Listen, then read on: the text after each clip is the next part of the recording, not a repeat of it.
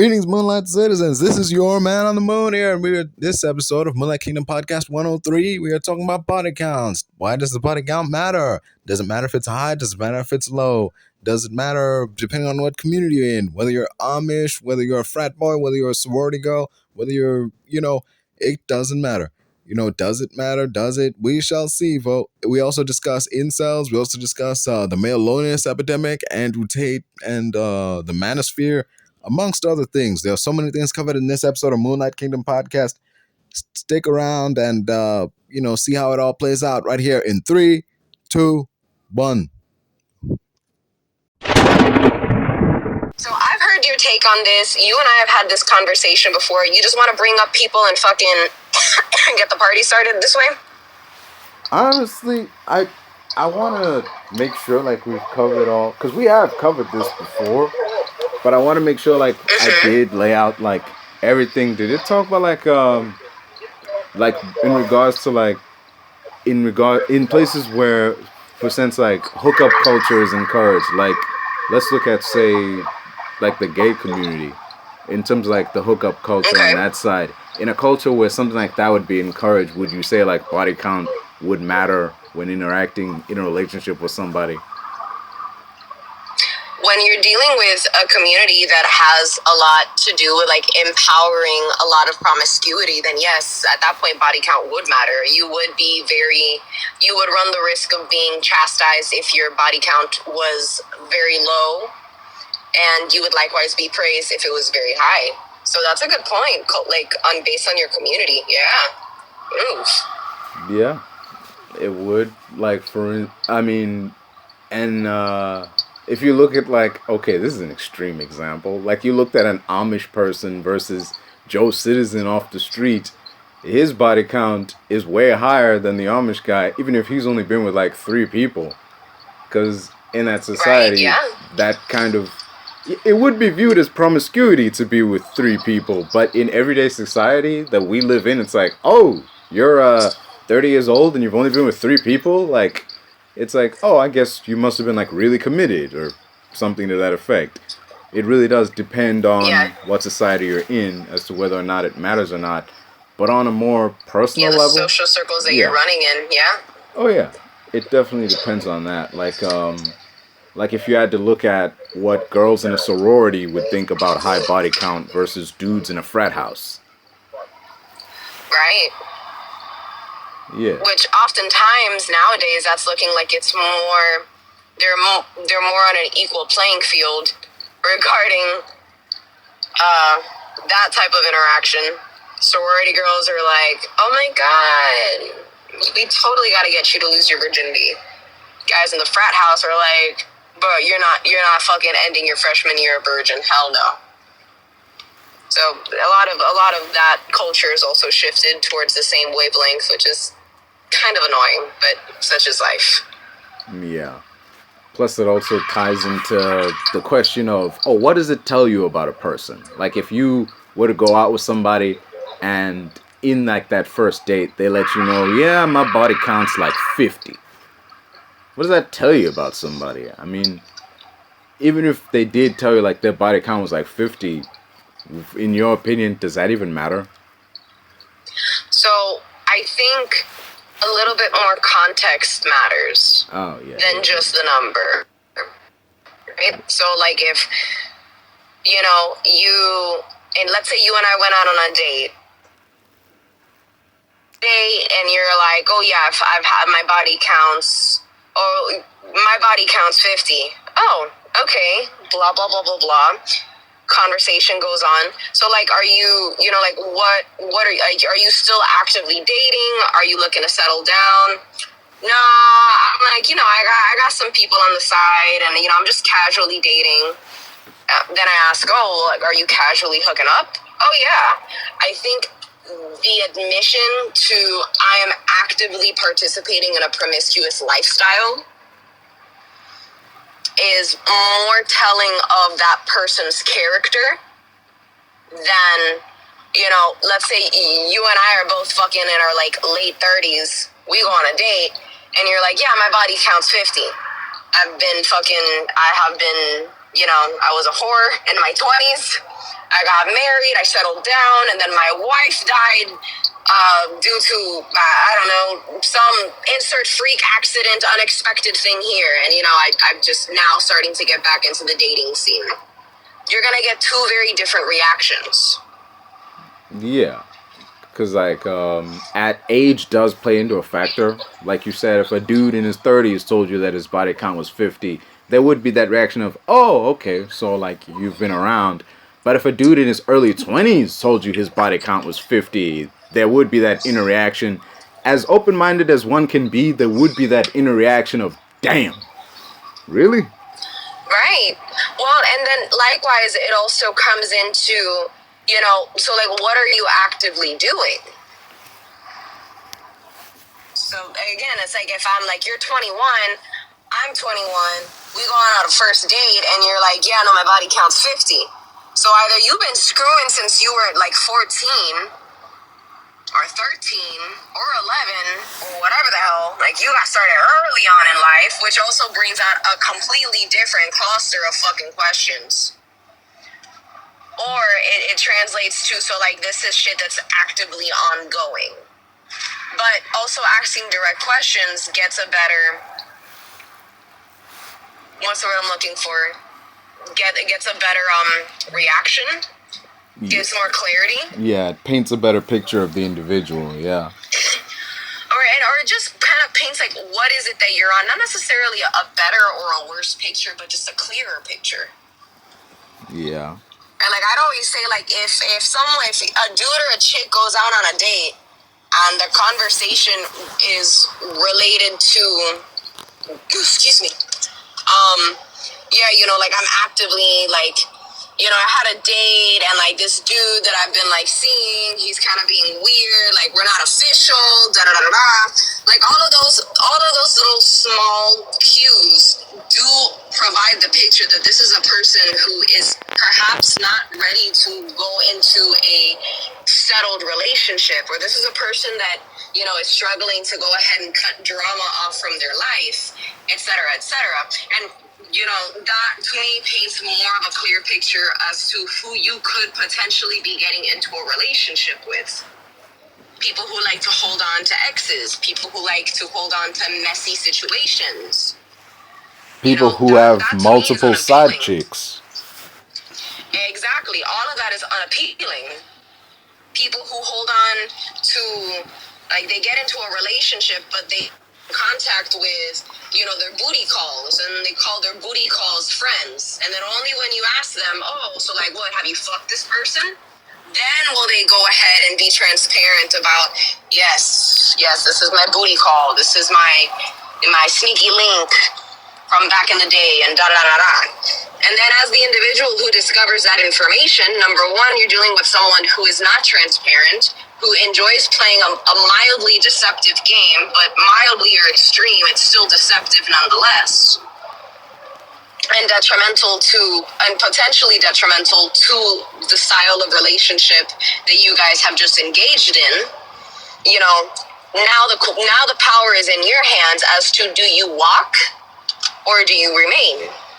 And that's where I think a lot of people, you know, they get this fucking decision paralysis out of the fear of, you know, being alone. And it's like, dude, be alone and get rid of that fucking headache. But that's also my 2 cents. Yeah.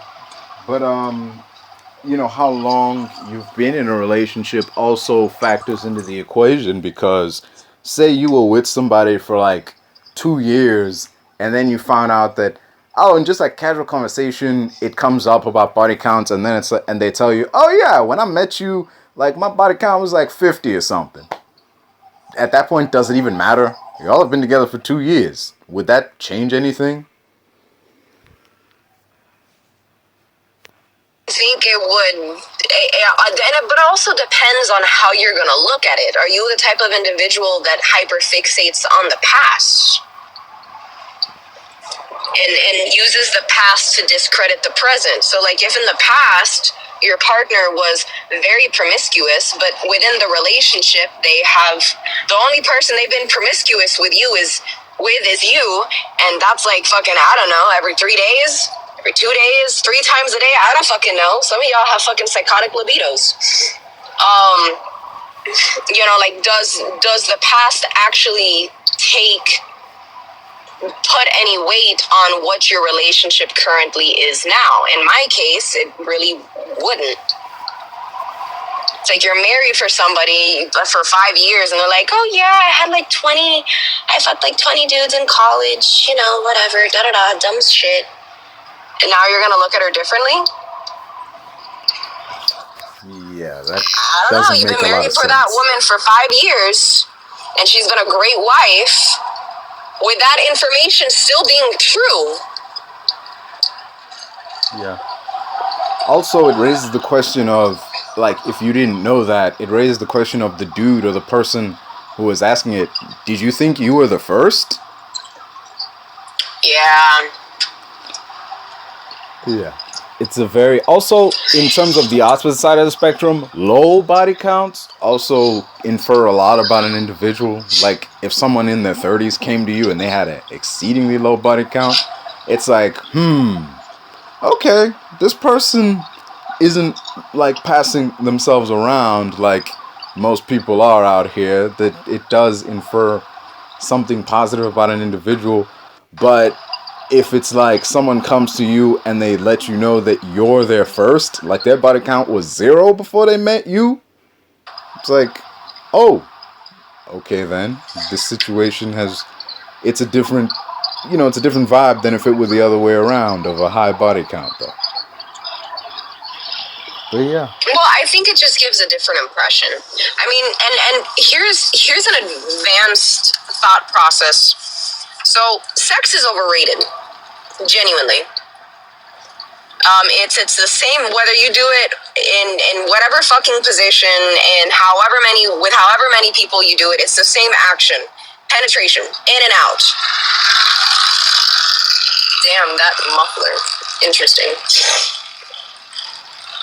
But yeah, it's the same action regardless of who you're doing it with. And I think to some degree, when you have the only way you can truly in your heart of hearts come to that conclusion is by having that experience of what it is, going through that experience yourself as a man and as a woman.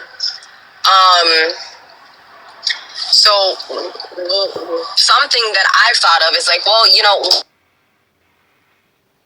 have and not even a high body count, but just who hasn't had any sexual experiences, point blank period, they might not have come to that conclusion, or they may not even recognize how overrated sex is, and therefore they fall into the temptation of sex being offered to them more easily, because sex is something that is still valuable in their perception, and that can also be very detrimental. Oh yeah, a lot of dudes have gotten into sticky situations or done favors for otherwise promiscuous women under the promise of getting sex after that. It's just because it's to them, it's something that either it's something they haven't had before and they want to experience it with this individual, or it's something they don't get a whole lot of and they're like, oh man, like this could be my shot. Like, oh, this woman is offering to do me favors and all I got to do is do her a favor. It's like, oh yeah, let me get in on that. Right. So to some degree, if you do not have that, if that button hasn't been pressed to the point that you're like, yeah, I mean, it's a button, it's nice, feels good, but it's the same shit and it's overrated. You don't get that opportunity to be clear-minded and to recognize, like, yo, I don't have to do this. I don't value this as much because I'm not lacking in that department. Yeah. Plus, it I don't know. It's a thing. Like, people who get it on the regular have a different relationship with it to people who don't get it all that often. And you are right in that field of it's overrated. The people who say that are the people who have access to it on a regular basis, or who have had access to it on such a degree that it's like, you know what? I don't really need it as much as I thought I did. Right. But yeah. But then again, then that also begs the question. It's like, well, what's making it more difficult for, like, where, like, this kind of opens up the conversation for, like, the male loneliness epidemic, right? Or, man, we're not getting sex, you know, women aren't picking us, da-da-da-da-da, we're feeling lonely. It's like, well, there's, like, 3 factors that are within a man's control. Or that with 3 factors that a man can hold that makes him sexually appealing to women. Attractiveness, social standing, and finances. Now, you can have 2 of those 3 and pull bitches. You can have 1 of those 3 and pull bitches. This is why the fucking burger flipper at McDonald's, who's fucking attractive, can go ahead and pull bitches left and right. That dude is not lacking for pussy. Let's just be real. And guess what? It's within his capacity to go ahead and get a better job and get his money up. So, he can do that. In fact, he's probably he might be arguably better equipped for it because he is conventionally attractive. We look at the guy who has great social standing and maybe he's an upstanding citizen, has money, but he's not attractive. He's still gonna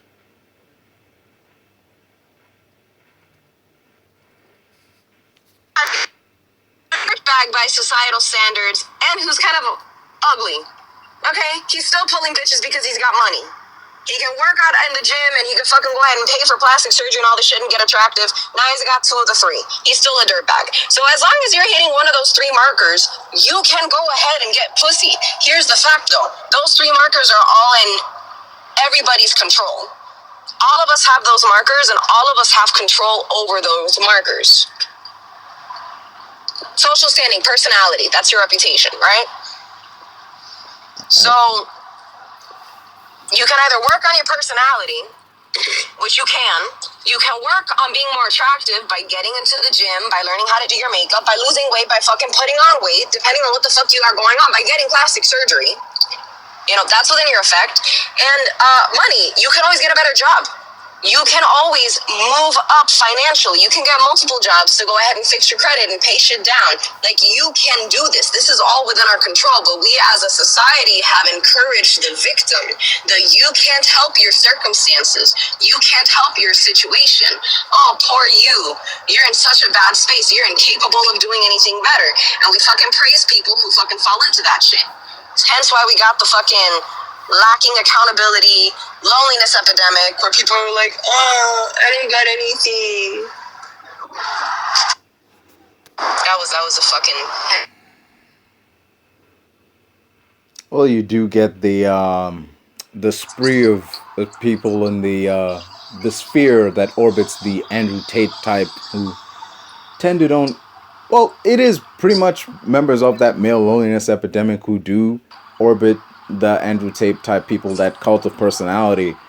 But like, it is very, to this day, I still think it's weird that a bunch of dudes who need help getting women are orbiting a dude who doesn't have a woman of his own. Like, just, I wouldn't take advice from a single man on about... top of that, they're orbiting a guy. Here's the thing, they're also orbiting a guy who is in a completely different tax bracket. Oh, yeah. Yeah. That's one of the, and I hate to fucking bring it down to money, but let's be very transparent and let's be very clear. Your tax bracket can very much open and close doors for you. As far as what you are allowed to do and who you are allowed to have access to, whether it's, manipulative and malicious, whether it is, virtuous and whatever the fuck, it doesn't matter. Whether your intentions are good or bad, that statement still holds true. Your tax bracket opens fucking access to you.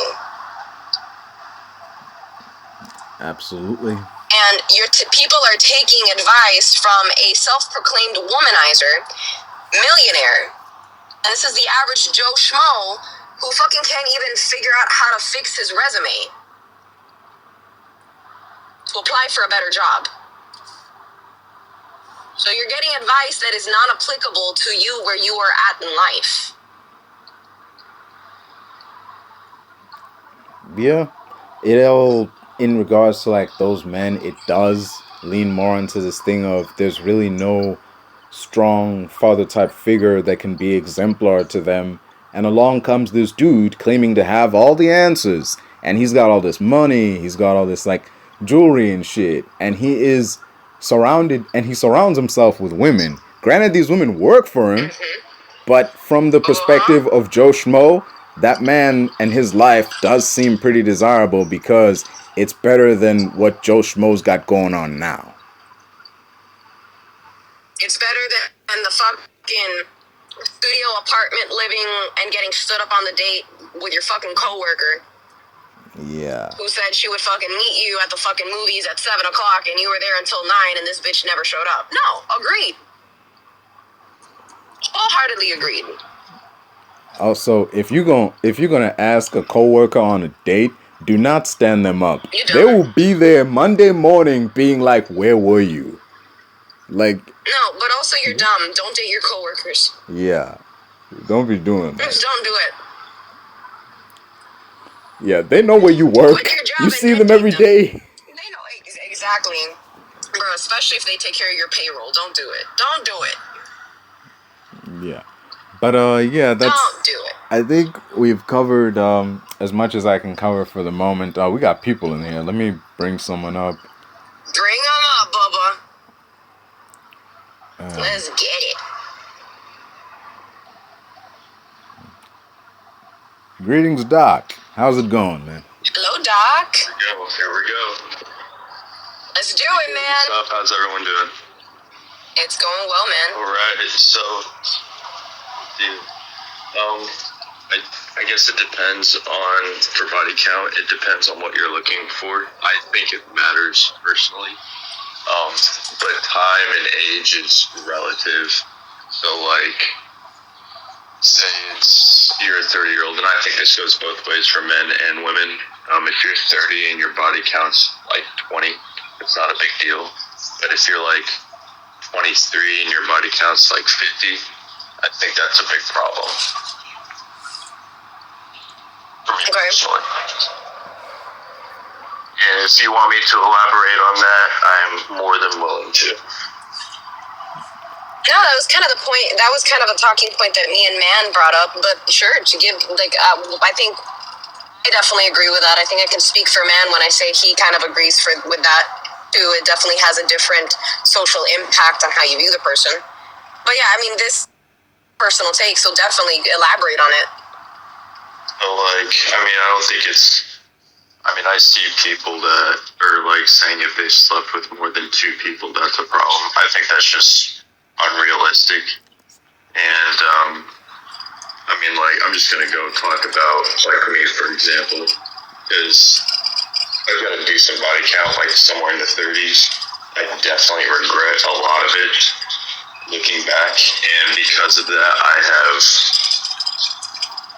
become voluntarily celibate, I would say, because I see... Okay.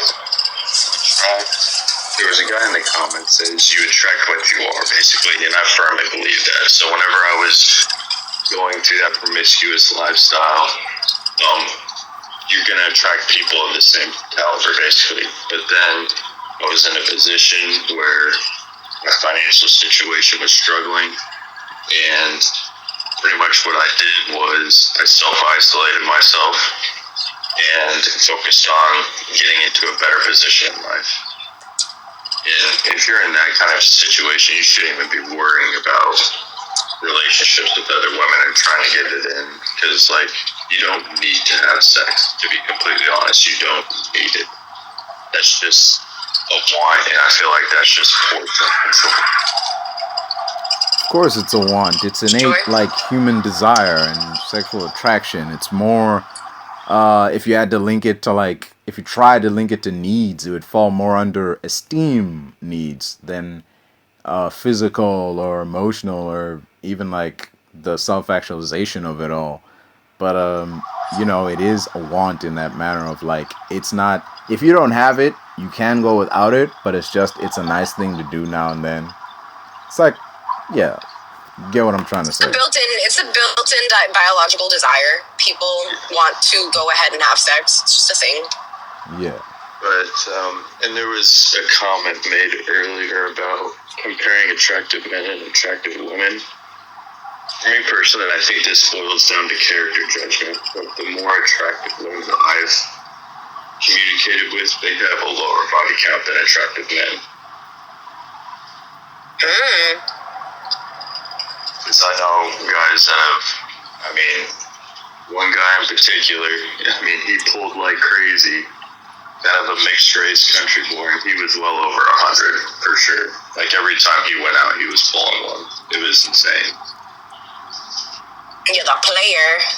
Yeah, he was definitely a player.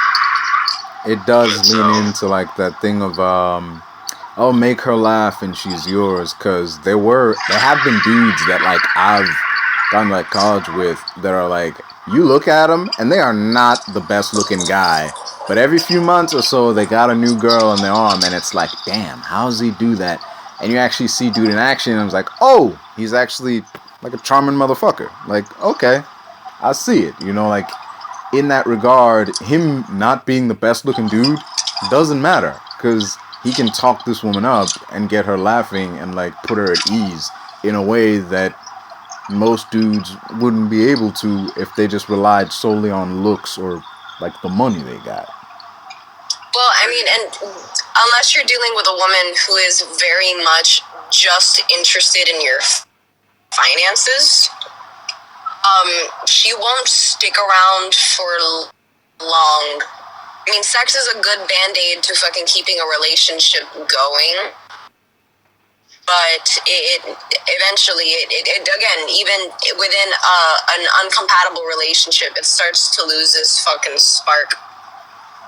Yes. So, yeah, no, personality, honestly, is what will win in the long run, as far as, you know, your success rate of having a long-term relationship. But if you're just looking to go ahead and, you know, have sexual access, money and looks will get you very far. Not to mention, there's people you can just pay to have sex with you. Just if that's all you're after, there are people you can just pay to do that. There it is. I mean, that's true. It's true. And nowadays, all you gotta do is pay them in a dinner, and they're just fucking ready. Let's go. And would you say, and this is, I don't know, it might just be a me thing, but I take my time if I find someone that I'm interested in. Like, I'm not even looking for promiscuity anymore. If I'm looking for like a relationship, before I even like really interact with them, you can tell just by the way they dress, how they talk to other people, how they talk to other men, women, etc. You can tell a lot about a person's character just by those things within like a week or two. So I think based on how they dress, you can definitely pass judgment as to what they're looking for, but maybe not understand what it is that they're actually doing. I do think when you observe how they talk to others, you get a better idea of how, once they become comfortable with you, right? Once they're no longer putting on if it is a charming facade, how they are likely to treat you as time goes on. And I think that's an important thing to keep in mind. Yeah. People speak to others is very telling of how at one point they may speak to you. That's why I try to tell chicks, it's like, yes, I understand the appeal of the guy who's an asshole to everybody but treats you like a princess. I understand the appeal. It makes you feel special. It makes you feel chosen. Here's the fact of the matter. Eventually, that will go on to you. You will be the one who is treated like an ass. Especially when there's no one else to direct it at. Mm-hmm. Agreed. Yeah, in regards to like the things people wear, kind of infer something about them. If you were in a relationship with someone for like, let's say like, I don't know, 9 months or whatever, and y'all just chilling and they rock up in like full on sweatsuit, like sweatpants, hoodie, and they chill with you, that's okay. Y'all been together for like 9 months, it's all cool, they're comfortable around you.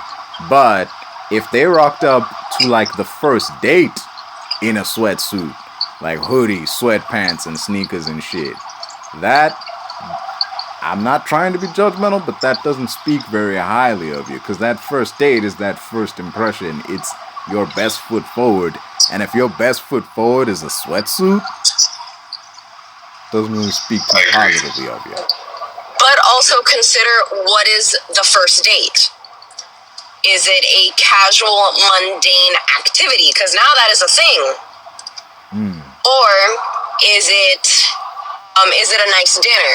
Like, is the first date going to be a nice dinner, and then you're dressed here in a suit, or you're here dressed in you're dressed up in a really like formal dress, cocktail dress, whatever, and then your partner shows up in casuals or in sweats, loungewear, to the first date in this location? That doesn't really leave a good impression, A. And B, it also is very telling that they don't pay attention to the social cues, right? So when you're in a certain area, there's a certain dress code, there's a certain way you should be appearing in these buildings, in these environments, and you are failing to adhere to that. That could also be like, oh, you really don't give a fuck about, appropriately dressing for the situation, which I think is more telling than not. It's like you see people that'll go ahead and dress in club wear to go to an intimate, fancy restaurant, but you're dressed for a club. You're not going to a club. You're the only one that's sticking out like a sore thumb with your fucking neon fucking bandeau dress. Just saying. No, I believe, I've been that bitch, so I can speak, and I felt very out of place. And I was like, ooh, I don't even go to the club, and everyone's dressed so much nicer than I am. I feel like you should just dress nice in general. Like, if I'm wearing sweats, it's only in the house. Or if I'm, like, going over to a buddy's house just to chill for a bit and watch the fight or whatever. But, I mean, it's not hard just to have, like, a pair of Chelsea boots, jeans, and a t-shirt with a button down over the top. It's not overdressing, it's not underdressing, but I feel like you should dress for other people. Put together. Yeah. Yeah. It is definitely, an understandable thing, because one's appearance, before someone even says anything, how they look does infer an image towards you about who they are. And a lot of people, like, judge people based on that, because before you even said anything, you've already got some kind of preconceived notion in your head about what's going to happen next with this individual who's, like, sitting across from you. Yourself in a particular way. Yeah. And there was a phase, a period way back, let's say like people of the 90s who didn't give a fuck, where not giving a fuck was like kind of a trait that was desirable, like where it comes across like, oh, this person doesn't seem to, like, it's like, I don't really give a fuck about a whole lot, and then they're just breezing through life. There was a point where that was a desirable trait. But like nowadays, it's kind of looked down upon in a sense that, oh, you generally don't care about like your appearance or what things are going on in everyday life. Like, you're just breezing through. It's just, I don't know, you seem kind of like an asshole if you tell people you don't care about. If any question someone asks you comes with the response of I don't care, it just comes across like you're an asshole, regardless what it is. It comes across like you also have nothing to, like, you have your opinion holds no weight because you got nothing in your head. Yeah. Like you're very much just blank to what's going on around you, which isn't a particularly desirable thing, especially as you become older. When you're younger, when you're a kid, when you're like in your early 20s, okay, sure, whatever. But as you creep into like through maturing as an adult, that starts to become more frowned upon. Yes. Yeah. And to kind of bring it back to the body count issue, if, like myself, for example, because I'm a millennial. I grew up when hookup culture was a thing. Whenever the higher the body count is, the more rep you had. If you meet someone who's kind of gone through like what I've gone through, where I just like isolated myself to fix my position, and it's been like 2, 3, 4 years, like I would be more open to being involved with someone that's got a higher body count if they've gone through that stage of self-enlightenment, basically. Now, again, it wouldn't be like something ridiculous, just like, I gotta be careful with what I say here. Because at that point, you know they've reached a certain level of cautious. maturity. Yeah, because they've been through that phase and they've like basically sown all the wild oats and like, okay, now I can, you know, like they're ready to be serious as you would be in that situation. Yes, but if they've not gone through that long pause, I would rule it out. Because there's that possibility of like they're gonna want to try and up their body count while they're with me, because they still got that itch to go out there and get some. And there is that, right? Yeah, regardless how secure one is in their relationship, there is going to be that creeping thought in the back of their mind of, well, if they're not getting it from me, they must be getting it from somewhere else. Right. Yes. Which can be a very detrimental insecurity. And I feel like, and I said this in the chat, and I get mixed reviews on it, but I'm a firm believer that expectations are the seed to resentment in relationships. Yup. Yes, they are. Especially if you don't lay them out beforehand. You need to tell people early in the relationship what you expect of the relationship, so there's no surprises and everybody knows what lines are there in a relationship and what barriers aren't to be crossed. Well, and I think there's a difference, like setting up the expectations of how the relationship is expected to operate is good. Having expectations upon, thank you so much, having expectations about how that person should be and or should be treating you, I think that is where shit starts to go haywire. I agree. Indeed, communication is key, y'all. We've got like a couple people up here now. We got 4 more people in the request. You want to bring someone else up or stick with Bring them Dr. up. All right then. A fella by the name, we got someone in here named Right Wing Woke. Well, this should be interesting.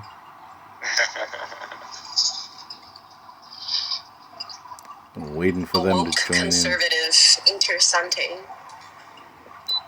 I mean, it'll definitely be a welcome change of pace. Oh, forget it, he's gone. Okay, now. You two seem very grounded, and I appreciate that. Likewise. Same to you, Chief. Same to you. Thank you. Okay, Alex, welcome to the discussion. What would you like to add in regards to the topic of does body count matter? Why or why not?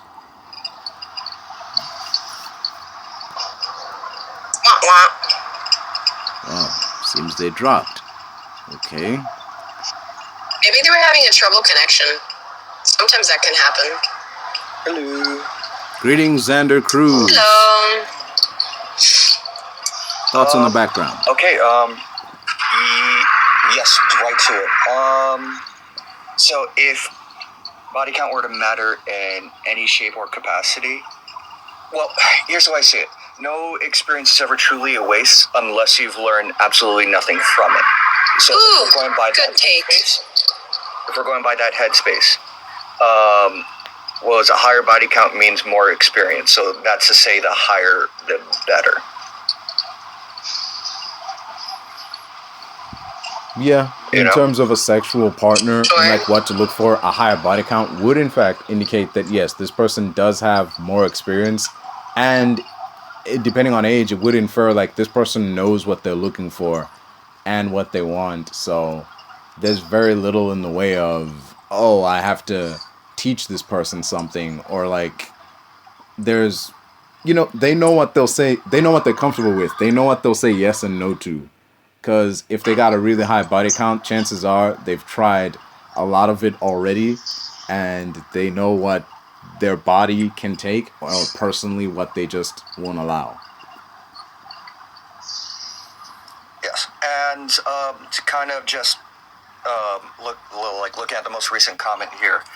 The number, besides that, the number ultimately doesn't matter as long as you take the necessary protective and preventative measures. It protects. That's why I like to say, if you wore a condom, you didn't catch a body. Yeah. All right. So that's more or less my piece on that. That's my little joke. Okay. I appreciate the comment. Thanks, Xander. I'm gonna go shovel some snow now. Oh, shit. Fun. Stay warm. Oh, that's the plan. Bye. Bye. Well, that was a welcome addition to the conversation, that was. Hot damn. Nobody? No, that was good. But yeah, he was, I think I'm gonna go. I do make a stop for food. Oh yeah, no worries. You be sure to have a good... Oh, it's Sunday day, so yeah, you be sure to have a good week in the coming days. I'm gonna go ahead and head out. Thank you for letting me up. I appreciate you. For coming on, participate, and I will see y'all next time that we get into this fun little debate. Bye. Ciao. Now that was a good discussion, I must say. We discussed, does body count matter? Why or why not? And yeah, it's a topic that's been covered before on this, by me and associates. It's been covered before by me and Canary here. So, yeah, but it's also been a topic that's been covered by me and, if you've been following way back from 2 years ago, maybe. It was even covered by me and, Kaiser and them on the brief stint that I was on their live streams and whatnot. But it is an ever-evolving issue. My thoughts on the matter are known in both those spaces, but I think we've covered some new grounds in this sphere of, in this theater of discussion that we were in here. So, yeah, folks, overall, you take the information that was provided in here and you do with it what you wish, but just, go out there in terms of whether you got a high body count or a low body count and you're trying to grow. Just go out there and be smart, be safe, and, be considerate to the people you're out there with, okay? And try not to be too judgmental. That's about all I got to say. As anyways, folks, don't forget to like, share, subscribe, all them nice things. I've been your host, the Maleloneliness, the Moonlight King here. And, we are who we are. We are who we are. No point arguing with ourselves or anyone else about it. If you're going to take away something about the incel and Andrew Tate and Manosphere and maleloneliness epidemic section of this, it's that, this is for the men out there. Real men respect women. And, no means no. That's all I got to say on that. Just no man is owed sex just for being. No man is owed interaction just for being in a particular space. You got to go out. If you want an interaction with somebody, you have to go out and get one. You have to go out. You have to actually go out and talk to people and treat them with kindness and respect, like decent human beings. There are good people out there who want to interact with you, who are looking for someone to be with. You just got to go out and find them. That's the way I see it anyways.